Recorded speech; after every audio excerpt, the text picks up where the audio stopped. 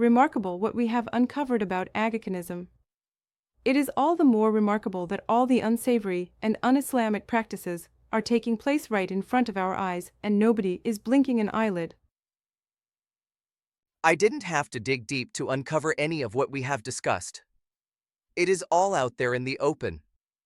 Ismailis simply don't see it and don't realize they are being manipulated and led astray from Islam by their own spiritual leader, their imam.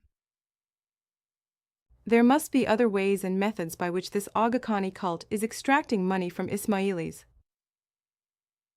We have talked about the many majlis and dasand, but there are many other acts of spontaneous giving, and when families experience a bereavement. Acts of spontaneous giving.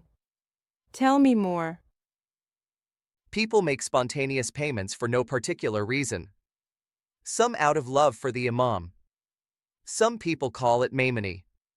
Some give minimum sums, others give huge sums, and the Aga Khan acknowledges them in his periodic spiritual messages. This acknowledgement perpetuates these spontaneous payments. Your dad and I used to make these spontaneous payments. Bereavement results in substantial outpouring of grief, and with it substantial giving also. Families of the deceased bring jewelry, clothing, furniture, and other items which the deceased is likely to need in the hereafter.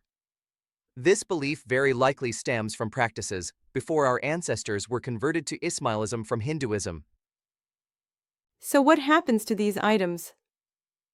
These are auctioned in Jamatkhanas, and the proceeds, like other proceeds from other activities, are sent to the Aga Khan for him to use as he pleases. As he pleases?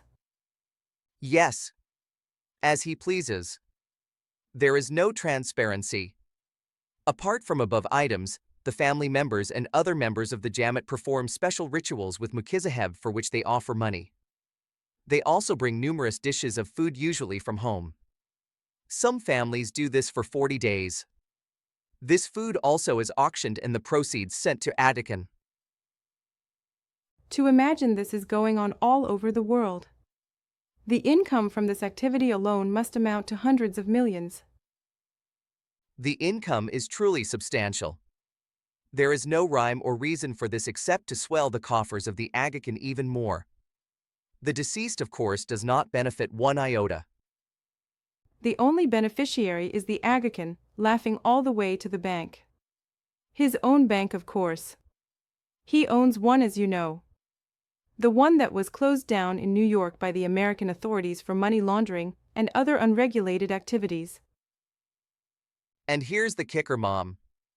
This farce is repeated every year upon the anniversary of the deceased. To a lesser degree, of course. Aga Khan does not leave the dead alone.